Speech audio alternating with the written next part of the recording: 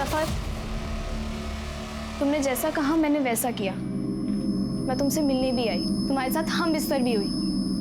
अब खुदा के वास्ते तुम सुलेमान और मेरे परिवार को परेशान मत करना। मैं तुम्हारे आगे हाथ जोड़ती हूँ, तुम मुझे हमेशा हमेशा के लिए भूल जाओ। बचपन का प्यार है रे। ना मैं तुझे भूलूंगा और ना ही भूलने दूंगा। और सुन, निकाह तो किसी से भी कर ले, जब मैं तुझे बुलाऊं ना तो सीधा आना होगा। छी जफर, मुझे अब तुमसे घिन आ रही है। मैंने तुमसे ना शादी करने का फैसला बिल्कुल सही किया। मैं तुम्हें खबरदार कर रही हूँ, अब अगर तुमने मेरे साथ जबरदस्ती की ना तो मैं तुम्हारे खिलाफ पुलिस में कंप्लेंट डाल दूंगी कि तुम मेरा रेप करते थे और जेल जाने से पहले भी तुमने मेरा रेप किया था। मेरी बिल्ली मुझे में हो। अमीनी ब्लैकमेल कर रही है। तू जफर की थी है और हमेशा रहेगी। मैं जा रही हूँ तुम्हारे खिलाफ कंप्लेंट डालने कि तुमने मेरा रेप किया था। क्या निकल करता है किसी से? खाला, अम्मी, सब सुन लिया हमने। अच्छा तो देख लो ना अपनी बेटी की करतूत, क्या कर रहा है आपका बेटा। कर लो ना इससे निकाह, पलकों पे बिठा कर रखूंगी तुझे। मैं एक खूनी के साथ निकाह नहीं कर सकती। आप हट जाओ, वरना मैं आप पर अपनी बेटी के साथ मिलकर जबरदस्ती करने का केस डाल दूंगी मैं। अरे जाने दो अम्मी, देखी मैंने इसकी औकात। औकात की बात कर रहे हो? दिखाती तुम दोनों माँ बेटों को अपनी औकात। ये लो, मैं जा रही पुलिस स्टेशन में कंप्लेंट करने की तुमने मेरा रेप किया था।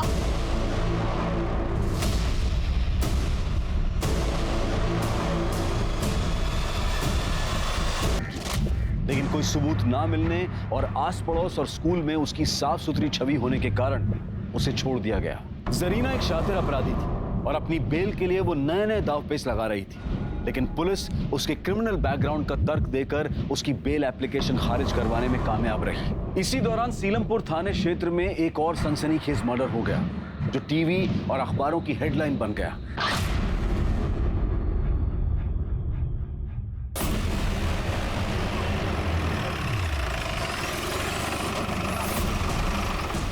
डेड बॉडी अंदर है सर।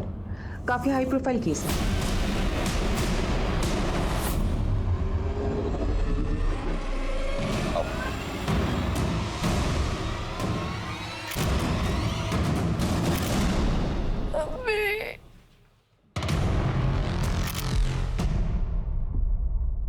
सर पे वार किया गया, शायद इसी हथौड़े से।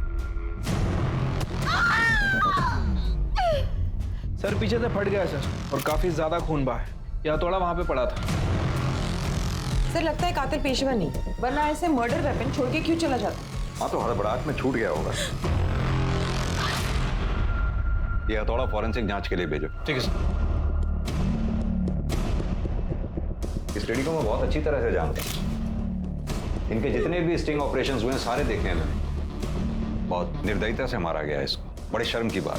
सर दिन दहाड़े घर की 4 दीवारी में मर्डर हुआ है, बहुत ज्यादा सवाल होने वाले हैं हमसे। और कौन कौन रहता है इस घर में? प्रीति जैन अपनी बेटी के साथ रहती थी, नेहा जैन। और असिस्टेंट के कभी कभार घर में आता था। एक्चुअली वो घर से ही ऑपरेट करती थी। श्वेता,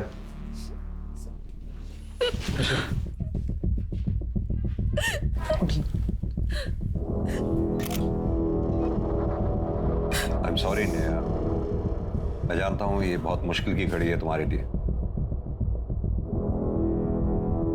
मजबूरी है, हमारे लिए कुछ सवालों के जवाब जानना बहुत जरूरी है। आपने किसी को आते जाते देखा था? सर, मैं घर पे नहीं थी। कहाँ गई थी आप? मैं अपनी फ्रेंड के घर गई थी, जनकपुरी में।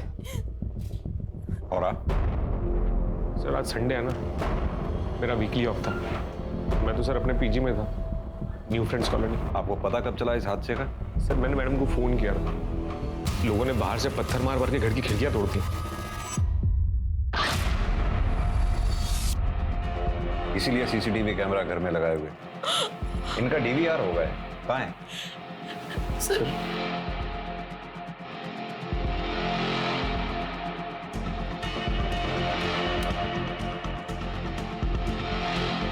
सर ये तो बंद था। बंद है? हाँ सर, पूरी वायर निकली हुई। ये डीवीआर बंद कब हुआ? किसने किया ये? सर पता नहीं।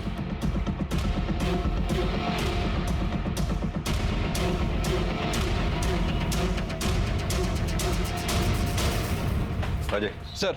इस घर में जितने भी कैमराज हैं सबकी फुटेज चेक करवाओ। जी। पता करवाओ उनकी रिकॉर्डिंग कब बंद हुई थी। ठीक है सर। सर इसके पहले भी प्रीति जैन पे हमला हो चुका है,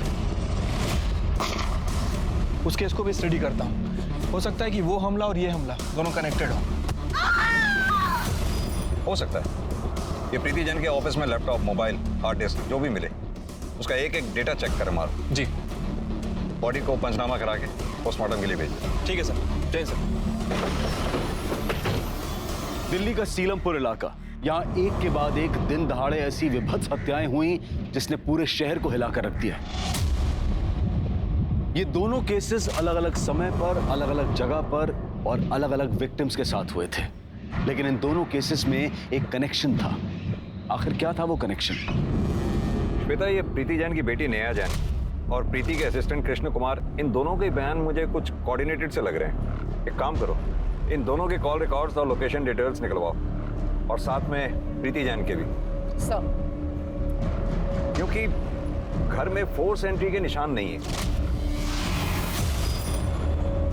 अब या तो घर में ही किसी के पास घर की दूसरी चाबी है या फिर जानबूझकर किसी ने दरवाजा घर का खुला छोड़ा था। लेकिन सर, जो घर में सीसीटीवी लगाएगा वो घर का दरवाजा खुला क्यों छोड़ेगा, जबकि उसकी जान को हर पल एक खतरा हो। ये बात भी सही है। हैमर की फॉरेंसिक रिपोर्ट जल्दी मंगवाओ। सर।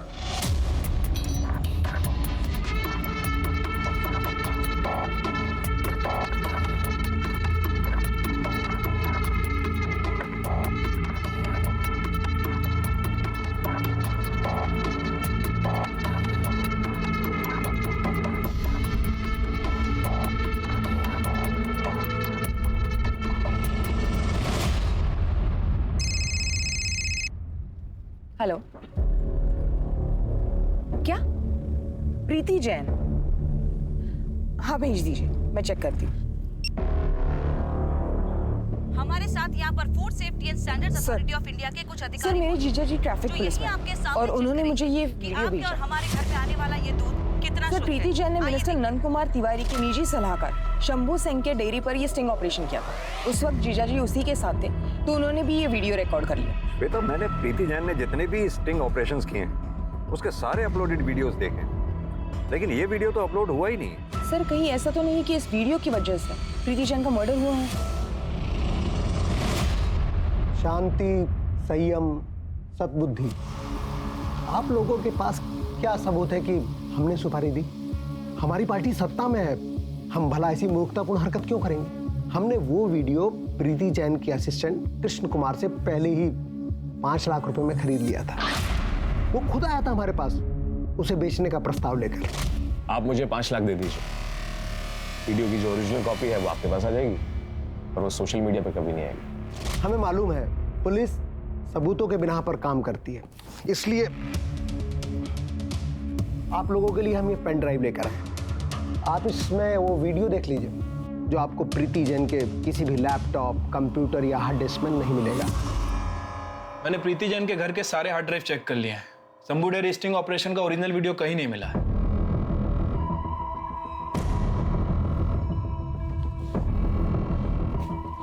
सर, तिवारी मैडम को खरीदना चाहता था, लेकिन मैडम ने कभी अपने आदर्शों के साथ समझौता नहीं किया। और तुम बिक गए। सर, साल भर से मैडम के यहाँ काम कर रहा था, खाने पीने के अलावा कभी कुछ पैसे नहीं मिले। मैं लालच में आ गया सर। और दोबारा लालच में आके तुमने प्रीति जैन को मार दिया। सर, मैंने नहीं मारा सर। तो मरवा दिया होगा या मारने में मदद की होगी। सर, मैंने ऐसा कुछ भी नहीं किया सर। तिवारी और उसका जो सलाहकार है ना सर, वो शंभू सिंह, मैडम ने उनके ऊपर कई बार पहले भी धावा बोला था। सर, उन्होंने मारा होगा सर। मिश्रा। सर।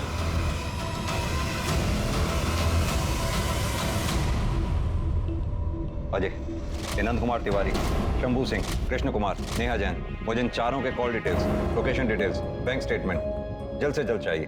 फिलहाल ये चारों प्रीति जैन के मर्डर केस में प्राइमरी सस्पेक्ट हैं। ठीक है सर।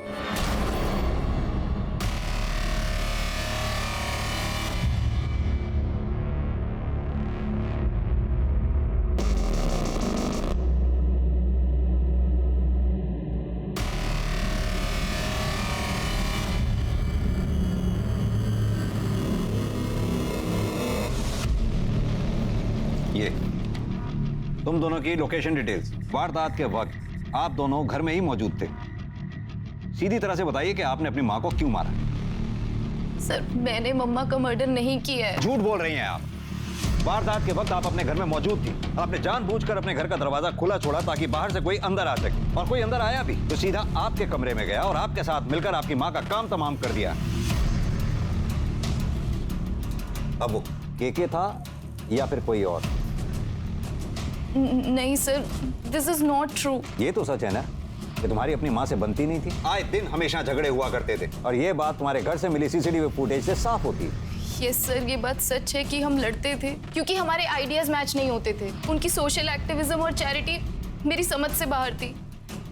लेकिन ट्रस्ट मी सर, मैं मम्मा की डेथ के बारे में कुछ नहीं जानती। कैसे पॉसिबल है ये?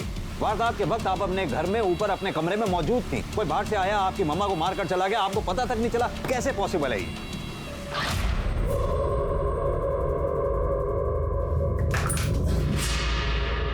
मैं तुमने कुछ आवाज सुनी?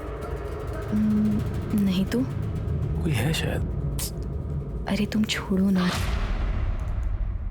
आपका और केके का अफेयर है? यस सर,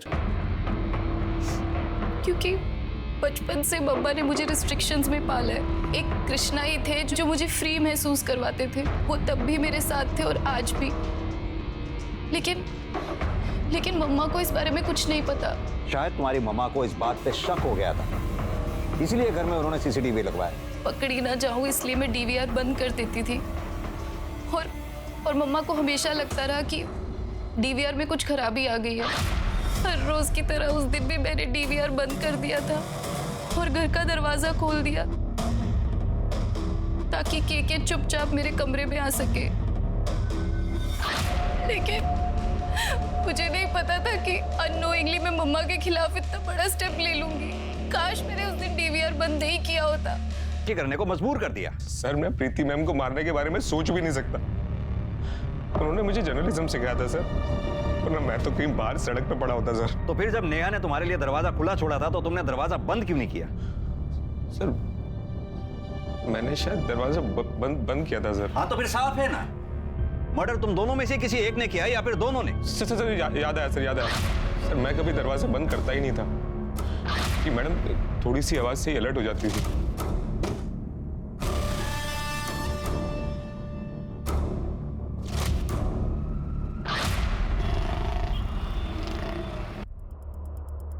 सर वो आज भाईजान का कॉल आया था।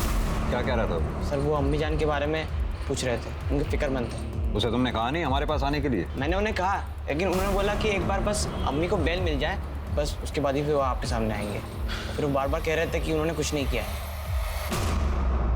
ये शायद कुछ ज्यादा सीधा नहीं बन रहा। सर इसके ऊपर नजर रखते हैं।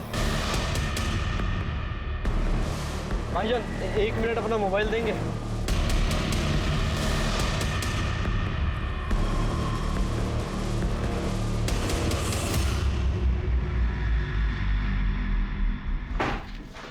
सर प्रीति जैन की पोस्टमार्टम रिपोर्ट। मौत दिन के 2 बजे हुई है। हथौड़े के जबरदस्त वार की वजह से मौके पे ही मौत हो गई। सर ऐसा लग रहा है कि सलमा की पीएम रिपोर्ट हम दोबारा पढ़ रहे हैं। सर कहीं ऐसा तो नहीं कि जफर ने ही प्रीति को मारा? और वैसे भी जरीना का सुपारी लेकर लोगों को मारने का पुराना कारोबार है। लेकिन जरीना तो जेल में है।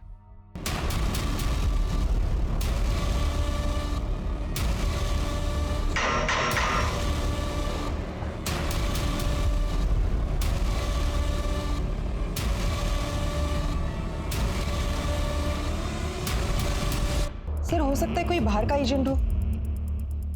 तो हमें इमीडिएटली 2 काम करने हैं। एक तो ये सुपारी लेने वाले एजेंट को ढूंढना, दूसरा प्रीति के दुश्मनों की लिस्ट बनाओ। पता करो उसमें ऐसा कौन सा आदमी है जिसकी जरीना तक डायरेक्ट पहुंचे। प्रीति जैन के घर से हमने जो डॉक्यूमेंट्स कलेक्ट किए थे उसमें से ये कोर्ट का नोटिस भी मिला है सर, ये देखिए। ये तो घर खाली कराने का नोटिस। प्रीति जैन ने पिछले 3 साल से घर का किराया नहीं दिया था। नोटिस भेजने वाले का नाम है राजेश खत्री। और सर ये है प्रीति जैन का कॉल रिकॉर्ड्स, ये देखिए सर। शुरुआत में तो ऐसा कुछ भी सस्पिशियस नहीं लगा, लेकिन 9 महीने पहले के कॉल रिकॉर्ड में प्रीति किसी सूरज खत्री के साथ लगातार संपर्क में थी सर। जरा पता करो ये सूरज खत्री और राजेश खत्री के बीच में क्या कनेक्शन है। सर जफर के बारे में कुछ पता लगा? अभी तक तो नहीं सर, ये जरीना के सुपारी गेटवे का पता करो, क्योंकि अगर प्रीति और सलमा सैयद इन दोनों की मौत एक ही तरीके से हुई है तो मुझे लगता है कि दोनों की मौत में वेपन भी एक ही इस्तेमाल हुआ होगा, क्योंकि सलमा सईद के मर्डर स्पॉट से हमें मर्डर वेपन नहीं मिला था, जो कि प्रीति जैन के मर्डर स्पॉट से हमें बरामद हुआ। अजय, ये मर्डर वेपन लैब एक्सपर्ट को एक बार दोबारा चेक करवाने के लिए भेजो। मेरी गट फीलिंग है कुछ ना कुछ हाथ जरूर लगेगा। ठीक है सर।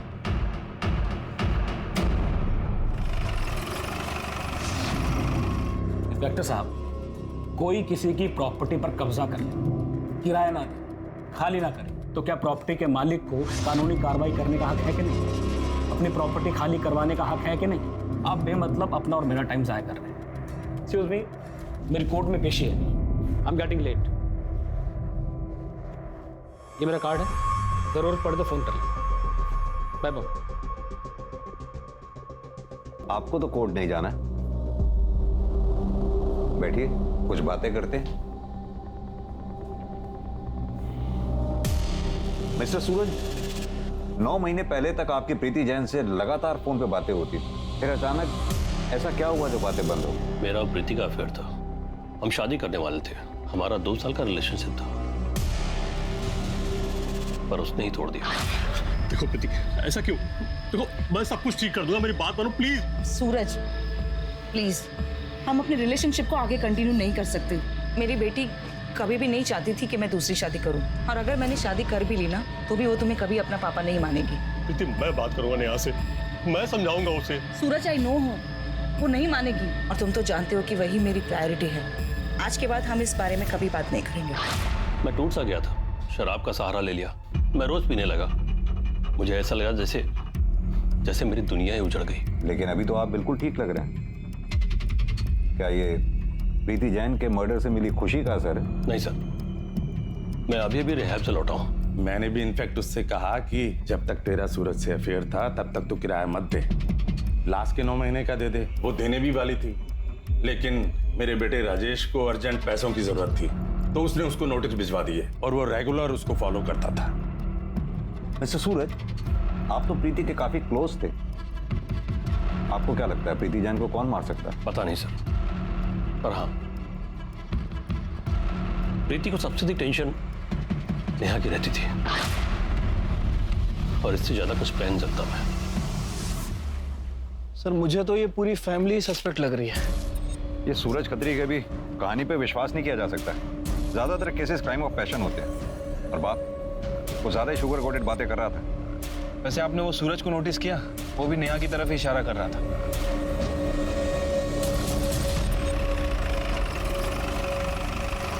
सर, एक अच्छी खबर है, प्रीति जैन मर्डर केस में जिस हथौड़े का इस्तेमाल हुआ है उसके गैप्स में सलमा के ब्लड ट्रेसेस मिले। मतलब सर, जफर ने ही प्रीति और सलमा का मर्डर किया है। ये जरीना हमें बरगलाने की कोशिश कर रही है। जफर जब वहां से भागा होगा तो अपने साथ मर्डर वेपन भी लेकर गया होगा, और जब उसे जरीना के जरिए प्रीति को मारने की सुपारी मिली तो उसने उसी मर्डर वेपन का, यानी कि हथौड़े का इस्तेमाल कर प्रीति का मर्डर कर दिया। लेकिन जफर और जरीना के बीच में कम्युनिकेशन नहीं है। जरीना जेल में है, जफर ना तो उससे मिल सकता है और ना ही फोन पे बात कर सकता है। हाँ, लेकिन इतना तय है कि सुपारी तो दी गई है। अब पता ये करना है कि जरीना ने वो सुपारी किसको दी है।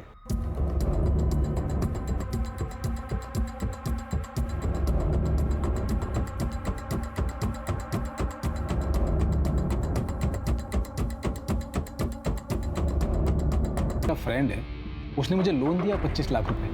अब इसमें कोई प्रॉब्लम है? निरी बकवास है ये, वो लोन नहीं, वो तुम्हारे जरिए प्रीति को मारने की सुपारी थी जरीना को। वकील साहब, अगर ये बात कोर्ट में पता चल गई ना तो आपकी ये वकालत का लाइसेंस भी रद्द हो जाएगा। रत्नेश भाई, मुझे इसकी सुपारी दीजिए। ठीक है। जरीना जी को ये बात बताई मैंने, उन्होंने भी मेरे अकाउंट में पैसे मंगवा लिए ताकि मेरी फीस निकल सके। पर बाद में राजेश ने सुपारी कैंसिल कर दी। सर, मैंने सुपारी कैंसिल कर दी थी, वरना उस दिन जब आप मेरे घर आए थे तो मैं आपको सच ना बता देता। आप जैसे वकीलों की सच्चाई हमें पता है वकील साहब। वाकई में सुपारी कैंसिल कर दी थी या फिर नई कहानी बना रहे हो? बताओ। किसके जरिए जरीना ने प्रीति जैन को मरवाया? उसका बेटा जफर था या फिर कोई और अगर जफर था तो कहाँ छुपा रखा है जफर को? सर मैं आपको बता चुका हूँ, मैंने सुपारी कैंसिल कर दी थी और इसके अलावा मैं कुछ नहीं जानता। इवन वो रत्नेश तो मेरे पैसे भी लौटाने वाला है मुझे। पुलिस को यह सुपारी और प्रीति जैन के किलर की गुत्थी सुलझती हुई नहीं दिखाई दे रही थी। उधर जफर भी फरार था और पुलिस उसे धर दबोचने में कामयाब नहीं हो पा रही थी। पुलिस को जरीना के छोटे बेटे शाहिद पर भी शक था, क्योंकि शाहिद के खानदान में 18 की उम्र से पहले नाबालिग बच्चों से जुर्म करवाने का प्रचलन था। लेकिन शाहिद की एलिबी भी पक्की थी। प्रीति जैन की मौत के वक्त वो अपनी ट्यूशन में था, जो कि उसकी ट्यूशन टीचर ने भी कंफर्म किया। लेकिन पुलिस ने अपनी कोशिश में कोई कमी नहीं रखी। वो इस केस के सभी सस्पेक्ट्स के मूवमेंट पर अपनी पैनी नजर बनाए हुए थी। मैडम अभी वो 4:30 बजे यहाँ से निकला है। 1 मिनट मैडम, 1 मिनट। वो डस्टबिन के पास रुका है, शायद कुछ फेंकने के लिए रुका है। अच्छा, शाहिद ने कल भी कुछ फेंका था ना डस्टबिन में? जी मैडम, कल भी फेंका था। वो आगे बढ़ गया मैडम। देखो जरा क्या फेंका।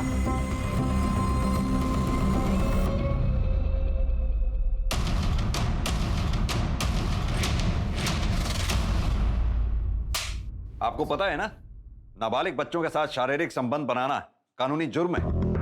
अगर ये बात पब्लिक में आई ना तो जिंदगी भर के लिए बदनाम हो जाओगी।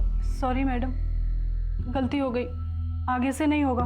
ये बताओ, 27 अक्टूबर को दिन में 1:30 बजे से लेकर 4:30 बजे के बीच में शाहिद क्या तुम्हारे पास ट्यूशन पढ़ने के लिए आया था? नहीं सर। हाँ तो शाहिद, तुम्हारे भाईजान का फोन आया था? नहीं सर।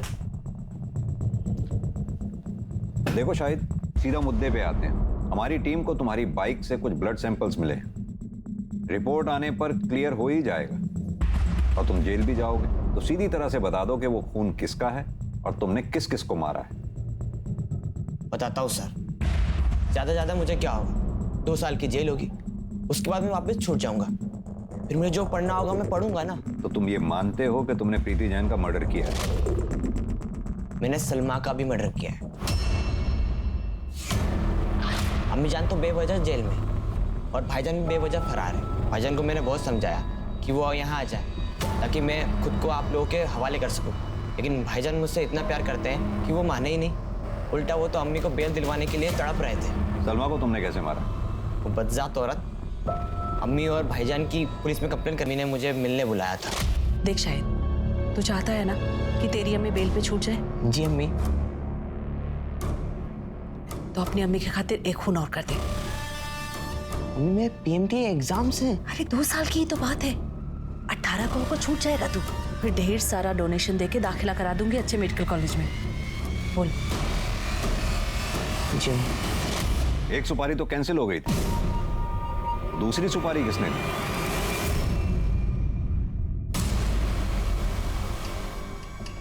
मुझे पता था जरीना को सुपारी दी गई थी, लेकिन बाद में राजेश ने फैमिली का भला सोचते हुए उसे कैंसिल कर दिया। उस औरत ने मेरे बेटे की जिंदगी खराब कर दी थी। रिहैब से वापस आ गया था, लेकिन प्रीति को नहीं भूल पाया। सुबह नाश्ते के टेबल पर शराब पीना शुरू कर देता था। मैं बदले के भाव से इतना भर गया था कि फिर से जरीना के वकील को सुपारी दे दी। अगर अपने बेटे के प्यार में अपना भावनात्मक संतुलन नहीं खोते ना, तो आज ये नौबत नहीं आती। अजीब केस था ये।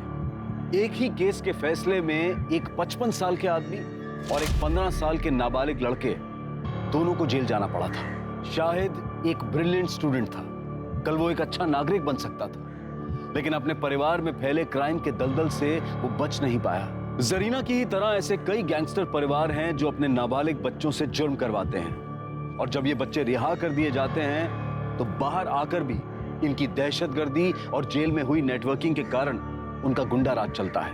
ये एक बड़ा षड्यंत्र है। पुलिस और जुडिशरी इसकी गंभीरता को समझते हुए इसका लीगल सॉल्यूशन ढूंढने की कोशिश कर रही है। अब मैं अनूप सोनी आपसे विदा लेता हूं। फिर मुलाकात होगी क्राइम पेट्रोल सतर्क के ब्लैक हेडलाइंस अध्याय में एक और नए केस के साथ। और याद रखें, क्राइम और आपके बीच में सिर्फ इतना फर्क है कि आप कितने सतर्क हैं। सतर्क रहें, सुरक्षित रहें।